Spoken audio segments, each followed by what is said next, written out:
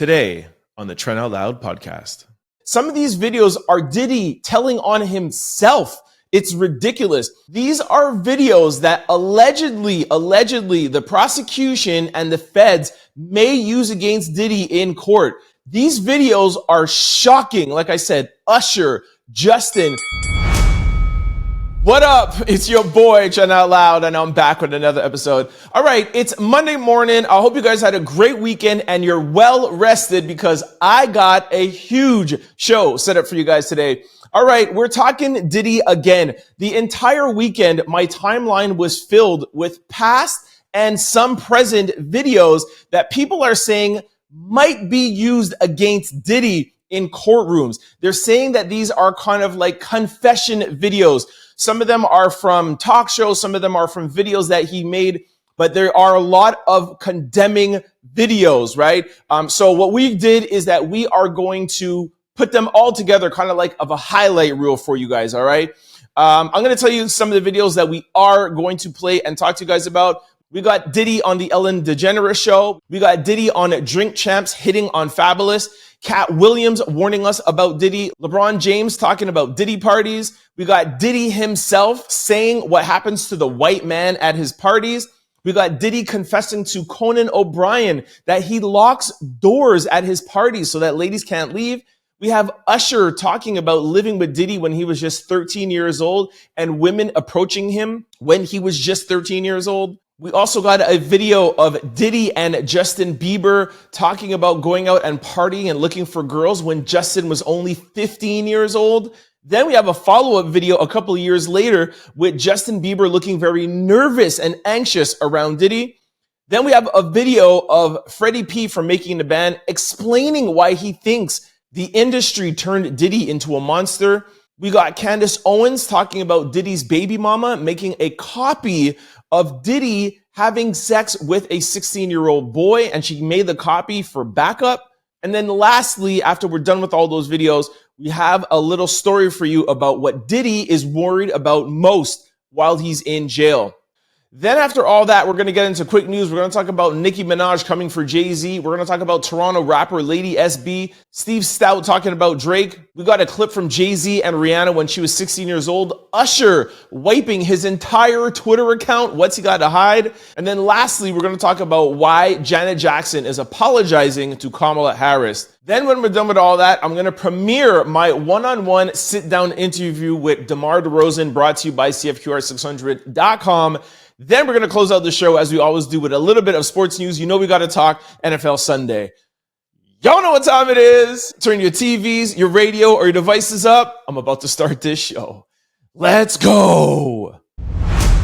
All right, so let's jump into these videos, all right? Like I said at the top, these are videos that allegedly, the prosecution and the feds may use against Diddy in court. These videos are shocking. Like I said, Usher, Justin, some of these videos are Diddy telling on himself. It's ridiculous. Some of these videos are 15 years old, 10 years old. Some of these videos are as recent as just a year old. All right, so we're going to run down all of them with you. First, we're going to start out with Diddy on Ellen DeGeneres and talking about him staying up all night. Take a listen. What time do you stay up till? I stay up till like maybe 6 in the morning. What do you do every night till 6 in the morning? You don't go to clubs every night. I mean, I make love a lot. I told you when I came on the show I was going to be completely honest and expose myself to the world. All right, so there we started off slow. Diddy saying he stays up all night. Again, that's alluding to these freak-off parties, but it gets worse. Listen to Diddy on Drink Champs hitting on Fabolous. Take a listen. Did you miss me though? Why won't you party with me for your birthday, man? Me and you ain't never really party, you know what I'm saying? I like when you like this, Daddy. Yeah, where you put my bag? Daddy, I like when you scrambling and scrape. All right, that whole daddy thing makes me really uncomfortable. But so there's Diddy on Drink Champs, you know, trying to get, you know, Fabolous. Hey, how come you're not coming to party with me? What's going on? It seems like you've been avoiding me, right? Jadakiss is there for those of you who are not seeing the video. Jadakiss looks really very, very uncomfortable. Again, so this is Diddy trying to court people to come to his parties, these Diddy freak-offs. Again, this is a collection of videos that they were going to try to prove and use against him that he has a history of trying to gather and get people to come and commit some of these acts with him, all right? All right, so that was Diddy on Drink Champs. Here, now we're going to jump over to Katt Williams. Take a listen to this. I've had to turn down $50 million 4 times just to protect my integrity and that virgin hole I was telling you about. Because P. Diddy be wanting to party. And you gotta tell him no. I did. Again, another person alluding to Diddy wants to party. You got to tell him no. For those of you who don't know, that's the Katt Williams and Shannon Sharpe interview that was at the top of the year that literally went viral crazy. It's one of the biggest interviews ever on YouTube. But again, they're pulling out that clip, making it go viral. Hey, you gotta, you turn down 50. He said he turned down $50 million 4 times, because Diddy wanted to party. He's paying people. He's courting people, like they're building this case around him. They're just using this. Like, why are you known as a person in the entertainment industry that you always want to party? And Katt is saying, well, hey, you got to tell Diddy no, because you got to protect your, behind, right? All right, let's go to, LeBron James. All right, this one is a little bit light, but still evidence. Hey, everybody know ain't no party like a Diddy party, so. Yeah, that's what's up. All right, that was LeBron James. They were on Instagram Live, and, him just saying innocently, ain't no party like a Diddy party, and then they play it back and kind of like slow it down. Again, this goes to what everybody is saying. Who else was involved? What other celebrities were there? Again, the more celebrities you have talking, ain't no party like a Diddy party. Diddy be wanting to party. Hey, he's saying Fab. How come you don't want to party with me anymore? Again, feds, the prosecution, just trying to build up that all he ever did, all he was known for was this big party animal, having all these freak offs with all these ladies with drugs and, all that other drugs, alcohol, and all that other stuff, right? All right, let's jump over to Diddy saying what happens to a white man at his parties. Again, these videos may be fun. Maybe he recorded them for fun, like on his Instagram back in the day, but be careful what you put out on Instagram or what you put out on social media, because it can come back and bite you in the butt sometimes. Take a listen to this. For all those in London that don't know what happens to the white man when he comes to a P. Diddy party. It's so unfortunate. You gotta pull back though, so they can see. Look at that. Look, would you With a drink on his head. When they come to one of my parties, this is what happens to them. I put him to sleep. All right, for those on the radio or on podcast and can't see the video, I'll describe it. There looks like young men, could possibly be teenagers, you don't know. And there's one kid, his face is all the way in the couch. He's completely passed out, unconscious. The guy puts a drink on his head. He's not even moving. Again, could be used as evidence against him. Look, you have these kids on a couch. Where are you? And why are these people passed out around you? That is what people are saying. He's giving people drugs, knocking them out. They don't know what's going on. For the people who are saying, oh, Diddy didn't do anything wrong. He's a grown man. And there's women there and men there who are consenting. That's not what he's being charged for. He's being charged for having these parties and having these people, courting these people, bringing them in there. But then when they want to leave, A, he doesn't let them leave. He'll be threatening with them sometimes. Or B, they're saying allegedly he'll slip drugs or he'll slip other things in their drinks or whatever. I don't know what he does or how he gets it in their bodies. And it makes them pass out and they become unconscious and they don't know what's happening. These are very, very damaging videos. All right. All right. Let's now go over to Diddy confessing on Conan O'Brien. This one is so bad. It's crazy. Listen to this. We need alcohol. Right. Alcohols. Right. You need some water. Right. Gotta keep them there. Right. You need locks on the doors. Okay, this is sounding kind of dangerous now. Check it out. You need a lot of heat. You mean that physically the place has to be hot? You don't have no air conditioning. All right. For those of you who cannot read between the lines in what he was saying, yes, the keeping the doors locked is really bad. But he says alcohols, which, okay, a lot of alcohol, that's not so bad. But water and turning up the heat, that is ecstasy, and it increases the drugs that you're taking. And when you're on E, you have to drink a lot of water. So that's why he's saying a lot of water around and turning up the heat. Again, intensifying the feeling and the high that you're on.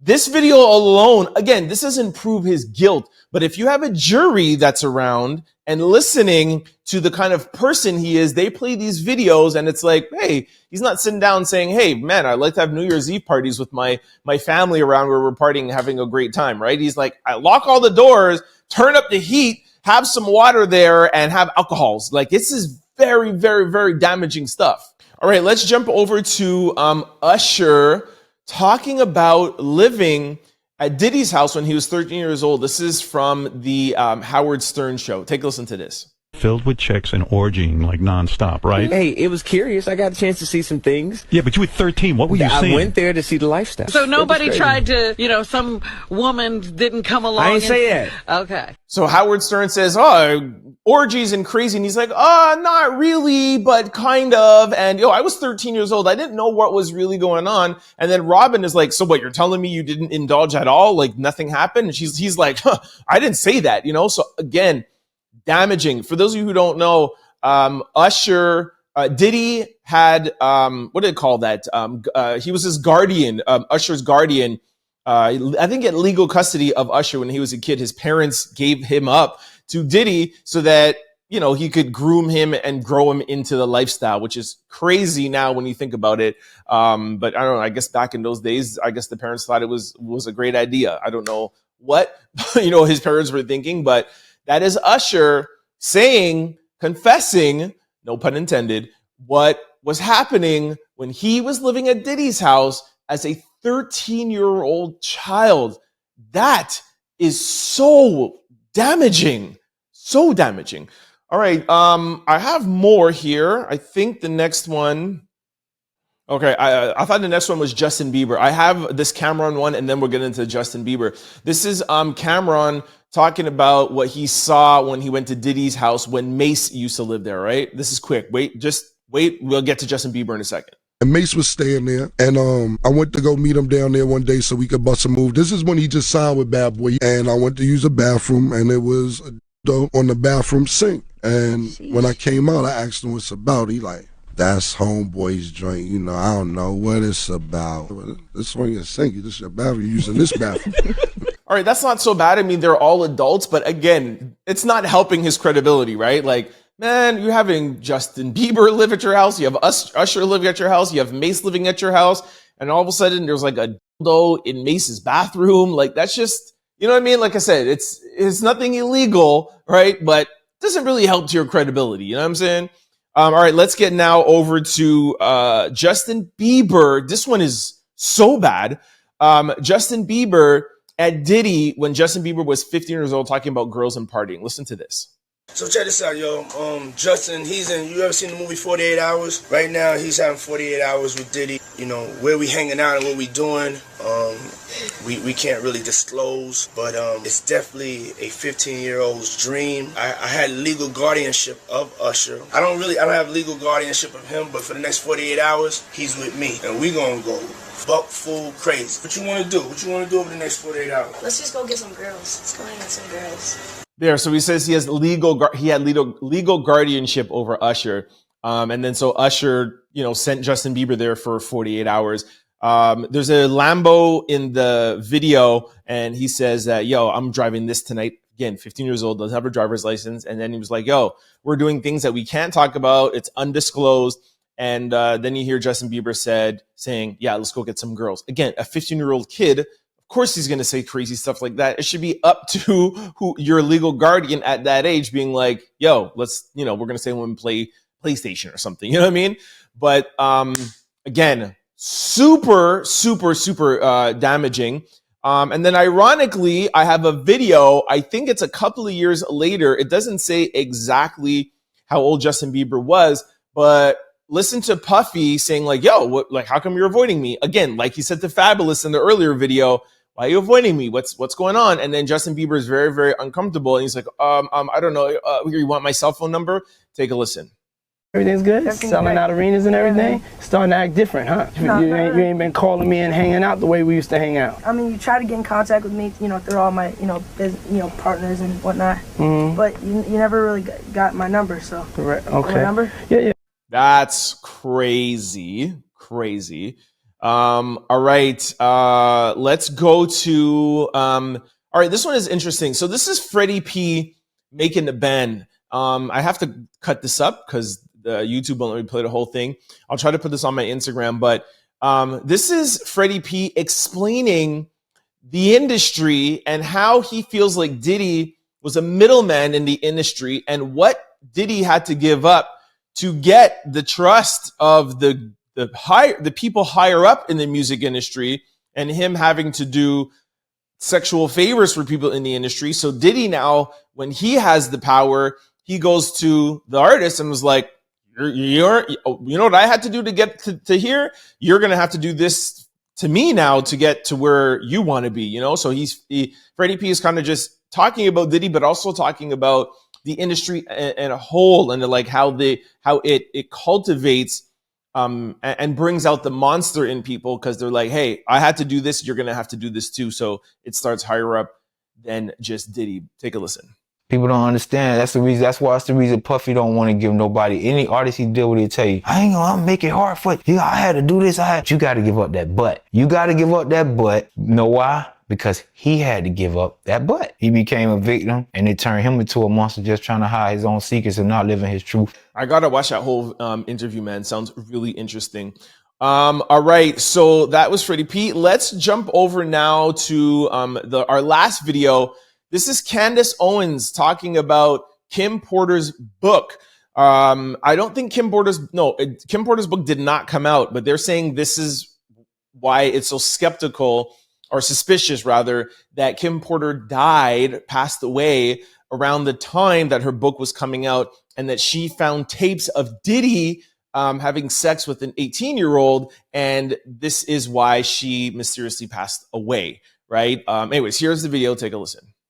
In the book, Porter allegedly recounts discovering and making copies of the sex tapes that Diddy made of himself having sex with young boys that he was managing, including an alleged tape involving an 18-year-old pop star who went on to become a household name. 18-year-old pop star that went to become a household name. She later on talks and she said there's two pop stars. I'm not alleging to anything, but I just played you tapes from two pop stars that were hanging out at Diddy's house when they were teenagers. Y'all make y'all draw the dots, draw the lines however you want to, and you come to your own conclusions. All right. So that is our wrap up of the quote unquote, what we're calling the confession videos. Crazy stuff when you watch it all together like that. And again, there's so much more, but these are some of the things people are saying that the feds are going to use in the case.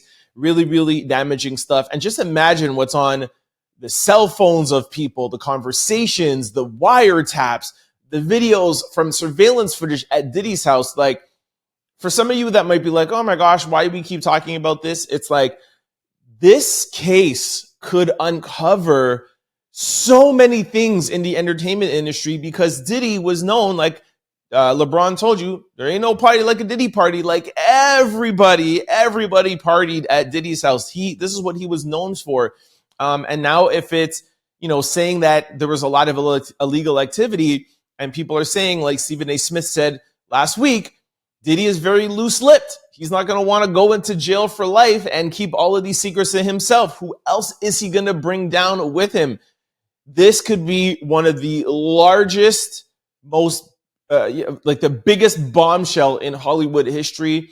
And there is a lot of celebrities that are nervous of what is going to come out, what has been recorded. I'm telling you, we're only at the beginning. We only have 5% of what really is going to go down. This is way bigger than any Jeffrey Epstein case at all. All right. So let's move on to our second lead story.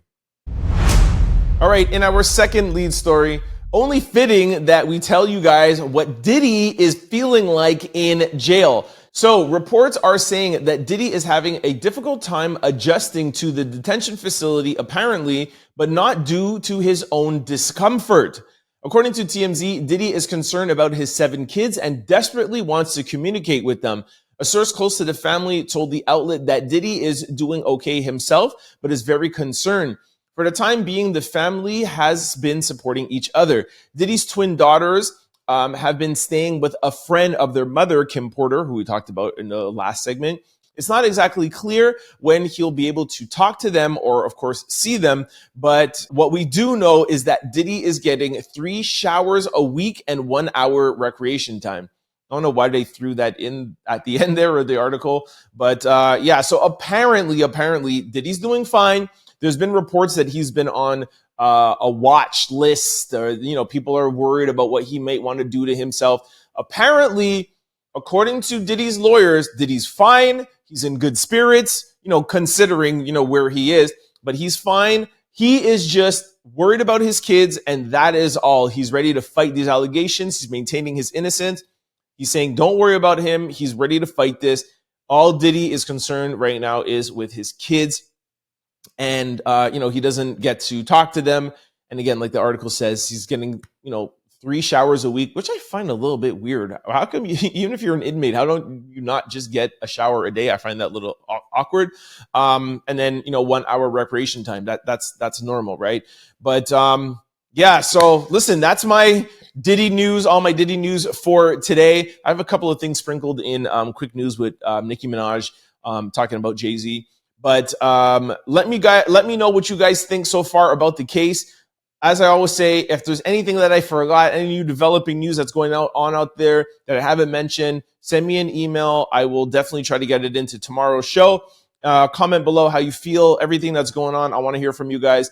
Send me emails, trend at cfqr600.com. I always mess that up. Trend at cfqr600.com. Comment below this video or send me a DM at any of my social handles at Trend Out Loud.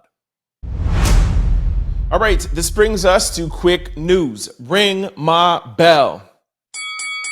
Nicki Minaj blasts Jay-Z over $297 million title deal, seemingly calls Diddy his BFF amid shady legal trouble.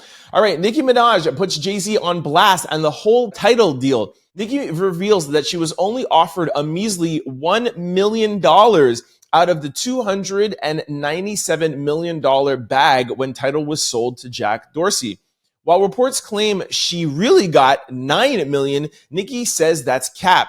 Nicki also went on to tweet out about Jay-Z and Diddy being BFFs and that she is looking to see what's going to happen to Jay-Z during his legal troubles, all right?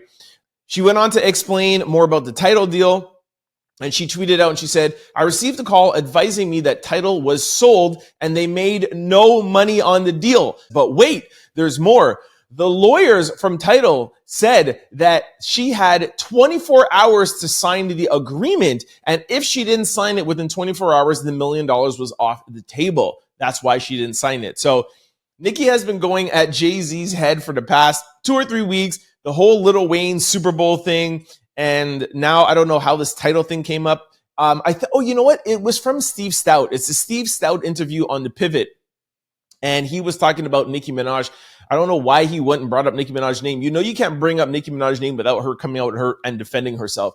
2 names you don't bring up, Cardi B and Nicki Minaj, because they will come for you on Twitter. Trust me. And then you have the whole beehive and everybody coming for you. So Steve Stoute talking about Nicki Minaj, talking about the title deal. This is where it has drummed up more aim at Nicki going after Jay-Z. All right. Yeah. So that's that. All right. This brings us to our second quick story. I have some Canadian news, thank the Lord. Toronto rapper charged in alleged human trafficking ring after 5-month investigation. All right, all my Toronto people, my Montreal people, y'all know who Lady SB is. She's always going at, what's that other, the first lady, Chromas, right? So if you guys have not heard, Lady SB has been arrested, and here is the reasons why. Toronto-based rapper Lady SB and casino bars have found themselves in hot water following an alleged human trafficking ring. According to reports, the 2 rappers, along with the Casino Brothers, are among 5 individuals who were charged after a 5-month-long investigation that claimed the group was involved in criminal activity spanning back from September 2019 till September 2024. The group reportedly used physical violence and physical harm to maintain control and direct influence over their victims. The arrest was made a few days ago by the Hilton Regional Police. As a result, Lady SB and Casino were hit with an array of charges, including whatever, blah, blah. So, yo, Lady SB locked up. She was wilding out on Instagram. Like I said, I was going after Chromaz, doing all these videos. She was on people's podcasts. I think she was on somebody's podcast in LA. I can't remember. I think it was No Jumper, where she was talking wild. Anyways, Lady SB arrested. We'll see what happens with charges, and I'll let you know if guilty verdict or whatever. All right, in our third quick story, Steve Stoute says that he confirms that Drake turned down performing at the Super Bowl twice. I don't know why Steve Stoute is talking. Yo, this is like so long ago, bro, like 2 weeks ago. And then the news cycle 2 weeks is like 2 years ago. Nobody's talking about Lil Wayne on the Super Bowl. Let's just move on, right? Anyways, I have a little clip for the people who doubted that Drake actually was offered the Super Bowl twice and turned it down. Here's a little clip, and then we're moving on quick, all right? I will confirm. Drake was offered the Super Bowl twice. Drake did turn down the Super Bowl twice. All right, it's been confirmed.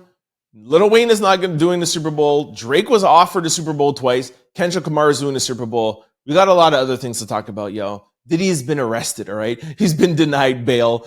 The whole entertainment industry might explode. Nobody cares. Nobody cares. All right, in our fourth quick story, Jay-Z allegedly kept a 16-year-old Rihanna in a room till 3 a.m. and forced her to sign to him. They quote him as saying, "There's two ways to leave here, either through the door signing a deal or out the window, and we're on the 29th floor." All right, before I play the clip, this is being taken a little out of context. Okay, this has been an age-old story in the music industry that when Jay-Z first met Rihanna, he loved her so much that he signed her right then and there on the spot. He got him and her lawyers together to do the deal, and it took till 3 o'clock in the morning. Like I said, it's kind of a joke of like, hey, we kept her locked here so that she couldn't leave. It's not to say that Rihanna was like locked down. However, with everything that's going on right now in the news, like this video just hasn't aged well, and it's resurfacing because, like I told you guys a couple of podcasts ago, Jay-Z is alleged to be the same kind of person that Diddy is alleged to be being. Some say worse because he didn't record it and talk about it in videotapes or whatever. And if y'all know, Jay and Diddy were very, very close. You know what I mean? Like the last couple of years, not so much, but you go back 10 years ago, Jay and Diddy, all those brunches, all those Grammy bunches, Diddy was right there by his side. So this video is not aging well. Take a listen. Leave. But then he said something about a window and a door or something. He said there are two ways to leave here, either through the door with the deal signed or through this window, and we're on the 29th floor. All right, so that's Rihanna. Now listen to Jay-Z confirming this story. Take a listen. The diva Rihanna. We signed her that night. We didn't let her leave the office. Really? The 3 a.m, I was absolutely certain. See how they're playing all this like creepy music in the background? Again, it could be taken out of context, or it could be used to just, I don't know. You guys decide on this one, man. I'm staying out. Y'all let me know in the comment section below. You let me know if you think that is creepy. All right, in our fifth quick story, Usher wipes his Twitter history clean, deleting over 7,000 tweets. Usher has done delete his over 7,000 tweets like they never existed. Not a speck of baby oil left behind, and Pink said she's not going to be leaving any either. Pink has deleted every single tweet on her page too. Woo! I'm telling y'all, man, like, what's going on, y'all? How do you even delete 7,000 tweets, and why? Why? Everybody knows Usher was very, very tight with Diddy, lived with him, his legal guardian. Diddy did his first album. Pink was signed to LaFace. That's. Anyways, man, I'm keep telling y'all, this is just the beginning. All right, in our sixth and final quick story, Janet Jackson apologizes for the Kamala Harris comments.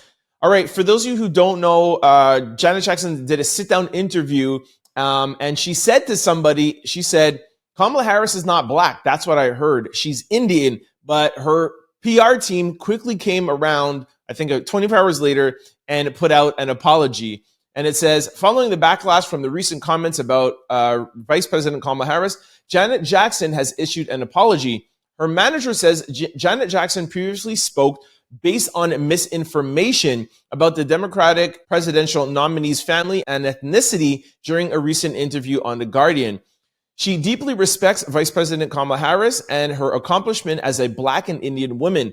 Janet Jackson apologizes for any confusion caused and acknowledges the importance of accurate representation in public discourse.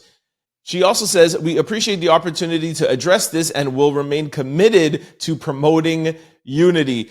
Janet Jackson has gotten torn up on a line over this. D.L. Hughley made this comment. He said, it's ironic that Janet Jackson is questioning someone's blackness while she's breathing through a white nose that she paid for.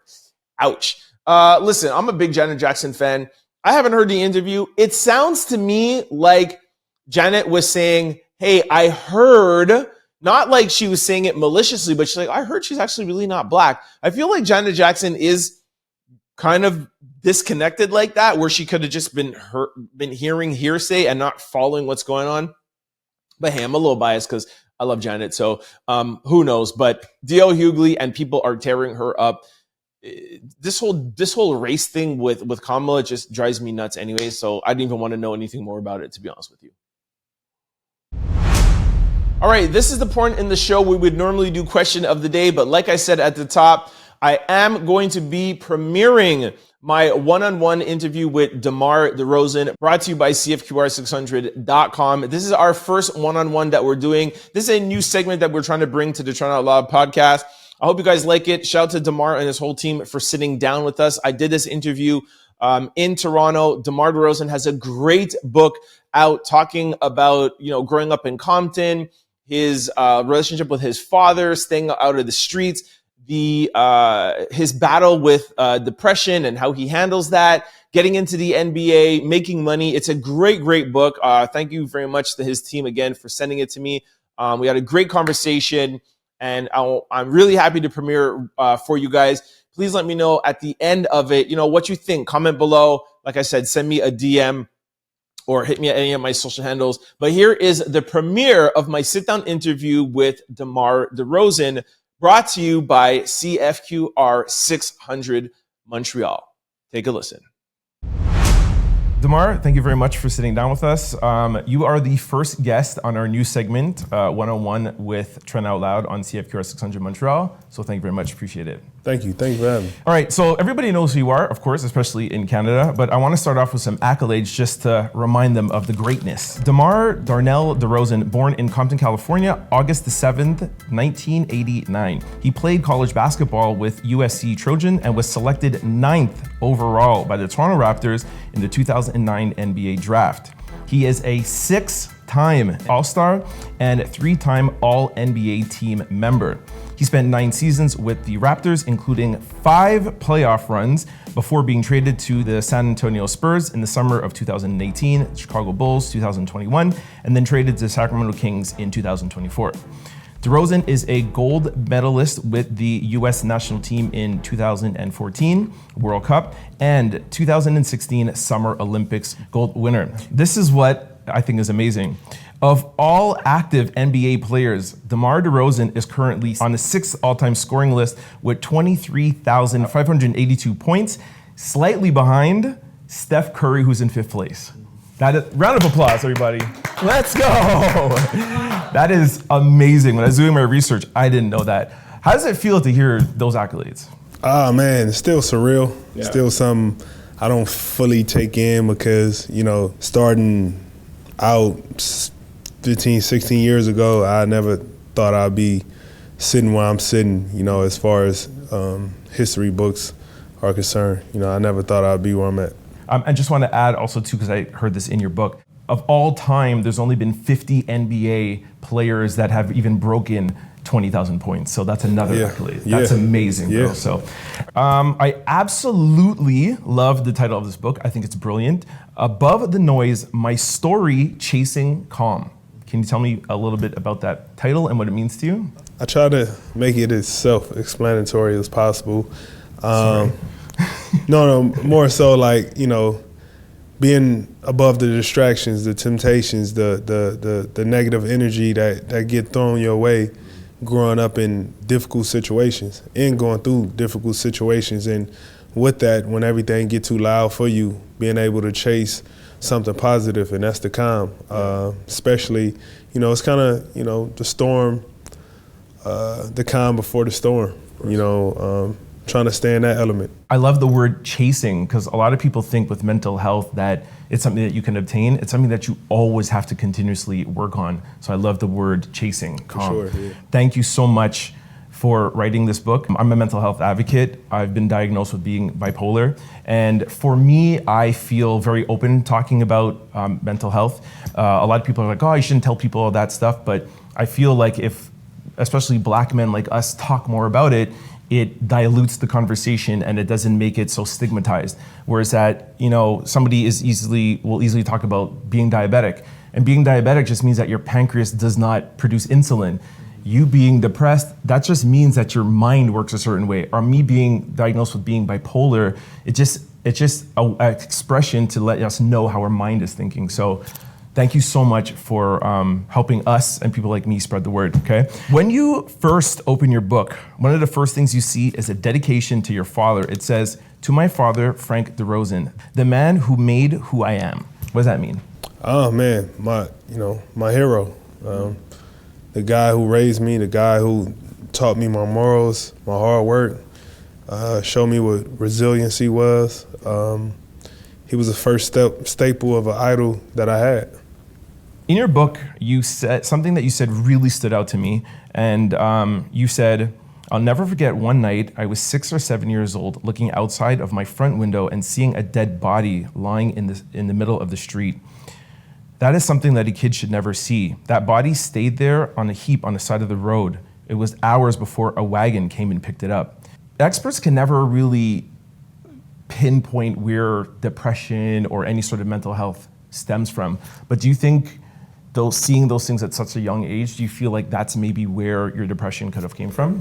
For sure, you know, it's hard to understand life and death when you're young, but it's also harder to, you know, understand that you could comprehend, you know, and normalize seeing, you know, somebody passing, you know, seeing a dead body, you know, normalizing that and compartmentalizing the extreme of that as a child kind of play on you, you know, and it was tough, you know, in the moment you don't realize it until later. Now as an adult dealing with your mental health, I'm sure it's not easy to forget that, but are you at the point where you want to try to just block that out of your head, those memories of being 6 or 7 years old, or are you comfortable with dealing with it now? I mean, it's still uncomfort, you know, especially when me having kids, looking at my kids, just imagining my kids seeing anything like this, how to affect them, and, you know, and looking at them and seeing me in them, knowing the things I seen at their age, I couldn't imagine it, you know, and it puts me in a place of being a protector and working it so hard. So, you know, they don't even have to comprehend or understand what it's like to live and grow up the way I did. After you and fellow NBA player Kevin Love spoke publicly about mental health, it prompted the NBA to add a new rule that requires every team to have at least one full-time licensed mental health professional on their staff. Round of applause for that, everybody. That was amazing. Love that. Do you think that every person should see a mental health therapist at least once a year, like how we see a doctor once a year or you see a dentist once a year? For sure. You know, I think it'd do more help than harm. Okay. I think it's something that could definitely be beneficial. It could be very educational, and you can learn a lot from it. You know, you could take things from it. You know, some people may need it more than others. Some people may not. But I think it's something you definitely can learn from. A part in your book, you said that when you first heard Jim Carrey, that was an amazing story, by the way, how you got to giving out, tweeting that message out about depression, that somebody else was able to touch you like that. But you also said that you didn't necessarily run to therapy right away. It was somebody who you met. I don't remember the guy's name. And then you said you kind of just fell into therapy. And then you got to a point where it was too much and you're like, you know what? I don't want to do this right now because you're giving me too much to deal with. I was the exact same way during my diagnosis. And I was like, oh my gosh, I want to go away. I was able to go back. I think it was like a year or 2 years later. So I just wanted to ask you, because you didn't say in the book if you go back, if you went back to therapy. So I just want to know where you're at now with therapy. Yeah, I'll go back. You know, when I feel like it's needed. You know, it's not nothing, you know, for me that becomes a consistent thing. Usually in the summertime, I probably go more times than I would in a season, but it's something I still definitely indulge in. And you also said that, that's what I want a lot of people to learn, is that you thought therapy was going to be like how it was on The Sopranos. Tony Soprano sitting down on a couch and, you know, crying and doing all that stuff. And that is exactly not what therapy is, especially when you find the right therapist. So thank you very much for talking about that. Yeah. I also want to add to, we're talking a lot about mental health today, but just to know that your whole book is not only about mental health. It is definitely memoirs about your whole story and whatever, but you weave in mental health brilliantly. So I just want to make sure that people don't think it's only a book about mental health. You do talk about a bunch of other things, just FYI. So recently on First Take, Stephen A. Smith said that if the Raptors didn't bring in Kawhi Leonard and kept you, the Raptors still would have won a championship because at that time, LeBron James was the Raptors' kryptonite, and that's the year you left and LeBron went to the West Coast. During your answer, you agreed with him, but you also said, I finally got to a point where, you know, I was happy for them meaning the Toronto Raptors. What did he mean by that? Once you just sit back and realize you get past your selfish, you know, feeling of, you know, not being able to be a part of something you feel like you was a part of for so long, you look at it more than just yourself and don't take away for the guys you play with that earn that and got a chance to experience that, and that's what I was more happy for when it all said and done. You know, all those guys reached out to me. I talked to all those guys that I played with that same night they won it. You know, they all answered back your text message that night. Yeah, I mean, while they was in the locker room. Yeah, you know, and thanking me in a lot of ways, things I taught them. You know, it was a lot of stuff that went on that, you know, right after they won it that, you know, I never talked about. That meant the world to me, you know, and that was the only closure I needed. Was that therapy that helped you gain that acceptance? Nah, I think it was what made me gain that acceptance was those guys. You know, Got you. Being able to, you know, go out their way, and the first thing they did was, you know, come to me. That meant a lot. You know, that showed, to me, it showed how much they really cared about what they, you know, the progress. The mission that they was on, they had me in mind the whole time. You know, that meant a lot. I got that. That's amazing. That's the brotherhood, right? Yeah. That's another thing that I really loved about your book is that I didn't know that your goal in life was to be on one team, like how Kobe was on one team. And it really, like I saw the interview first and then I read that in the book and I'm like, I understand why, I don't want to put words in your mouth, hurtful or whatever emotion is that like your goal, and I think this speaks so much to your character, you being born in Compton, being from LA, a whole other country, and this team in Canada picking you up and you saying, this is where I want to be for the rest of my career, but that shows like the character of who you are. So, all right, you have 5 kids, 4 girls, 1 boy.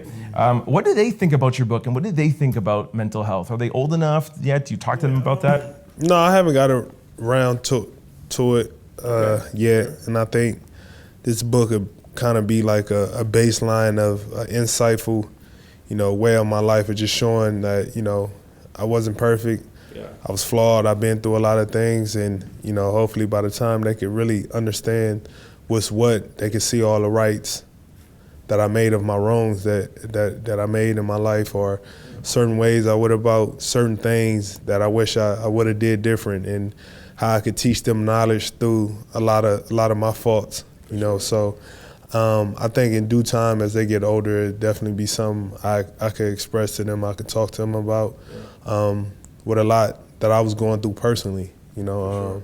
that'll help them really get an understanding of what it was like for their father. Yeah. You talk about your kids a lot in the book. Like, I learned a lot about you, but I learned how much of a family person you are, and that you got that from growing up and your whole family insulating you from the streets and the gangs and, you know, like all the respect that your family had. And you could tell that's why you're the father you are, because of the father you had, you know? So when you were growing up, your family insulated you from the streets in LA. And now with your kids not having to live that and see that, growing up here in Toronto, now being back in LA, do you still feel like you need to keep them insulated? Nah, with my kids, I showed them the reality of just life, and that everything just isn't, you know, nice houses and, you know, quiet places. You know, I try to show them both sides of the fence, you know, so they can have a empathy and an understanding of life and be grateful. Love that. And show gratitude to the things that they do have, because there's a lot of people out there that don't have what they have. You know, and keep a humble emotion towards my kids. So it's something I definitely show them. I express to them. You know, one of my daughters a couple of weeks ago, I took her to Compton, to my old high school, and just, you know, showed her around and just showed her the ins and outs of everything to put in perspective what it was like. On Paul George's podcast, you said you're not more comfortable talking about mental health personally, but you're just more confident about it now. Yeah. Where do you think that confidence comes from, and how do you think people could be more confident, like how we are talking about mental health? Yeah, I think my confidence comes from when I sit back and realize the amount of things I went through, that I made it through, and still was able to be successful. The pain I endured, the frustration, the hurt, the loss I've had in my life. You know, sometimes I sit back and it made me realize, like, you know, I'm a extremely tough individual, and to be tough, you got to be fearful. You got to be, you know, you got to have a side to you where you just don't care. And when I say you don't care what somebody else think. Thanks. or have.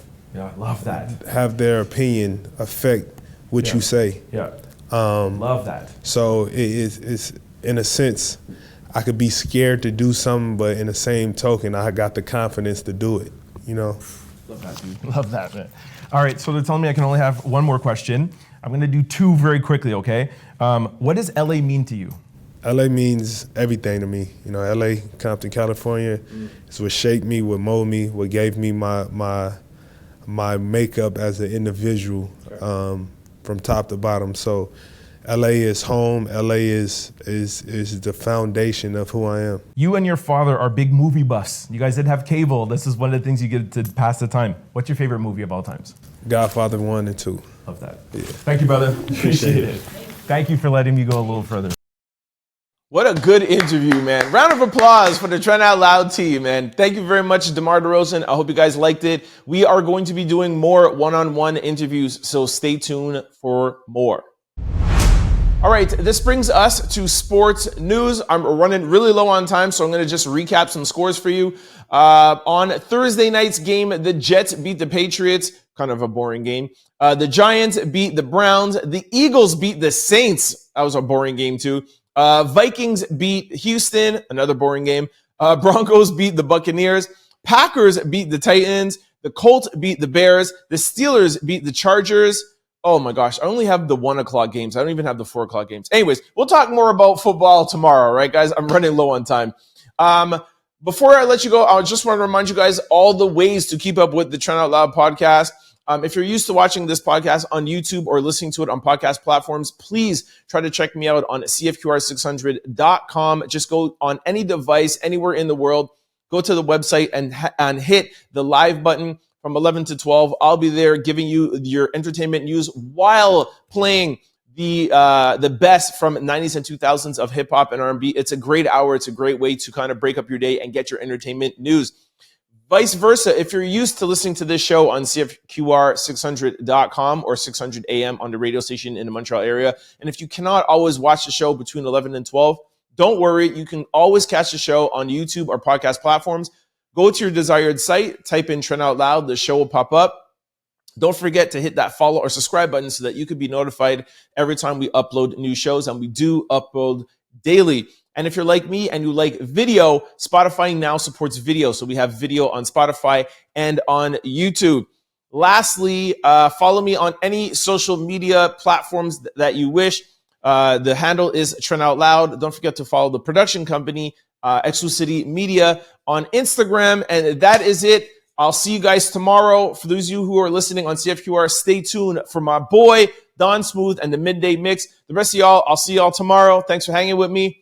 Peace. Don't forget to like, comment, and subscribe. It's your boy, Trend Out Loud. Peace. For more content, you could subscribe, download, or listen to the Trend Out Loud podcast wherever you listen to your podcast, or you could watch us on YouTube. Just search Trend Out Loud. For showtimes and updates, you could follow us on all social platforms at Trend Out Loud. Go to signupexpert.com/Trent. Once you sign up for all betting apps and get all your bonuses and get all your rewards, go to your app store and download BetStamp and use promo code TOL.